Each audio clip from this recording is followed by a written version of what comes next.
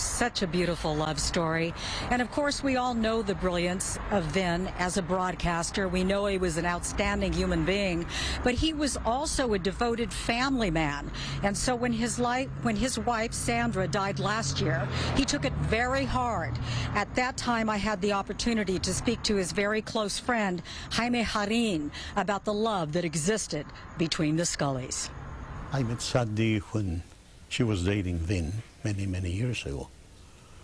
And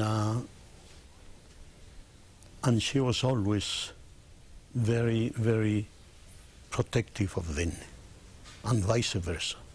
At Azure Stadium, usually we had dinner, Vin, Rick Monday, Charles Steiner, and myself. And after dinner, Vin will excuse himself and said, "I'm sorry, I have to call home." And he will always, always call Sunday before the game. And sometimes after the third inning, I will go out to the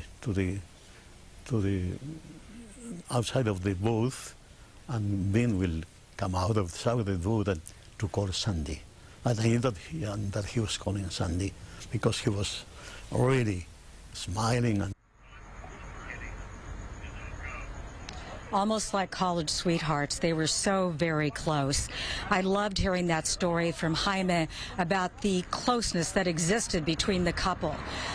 So while we miss him, we know that really deep in his heart, as we mentioned at the top of this broadcast, that Mr. Scully was really ready to be reunited with his bride.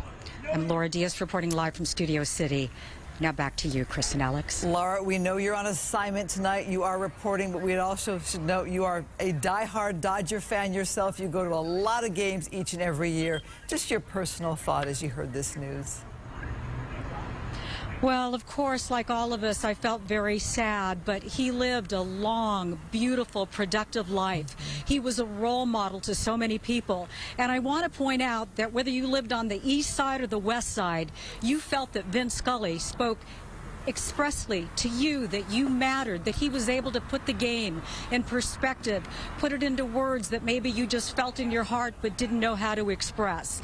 And so while I felt sad, I felt that he had been a blessing in my life, and I am so glad that I was able to hear him call games and also to meet him on several occasions. I was so honored when Mr. Jarin asked me to speak when he was honored, and that was the very first time that I met Vin. So I will carry these memories the rest of my life, but mostly just as a fan to know that he was able to be the soundtrack of our lives. Well, and you bring up such a good point, Laura, which is at this time of so much political polarization, when everybody's in different tribes and people don't talk to each other and don't listen to each other, Vin Scully was one of the last people who was universally beloved by Republicans, Democrats, everybody in between, black, white, Asian, whatever.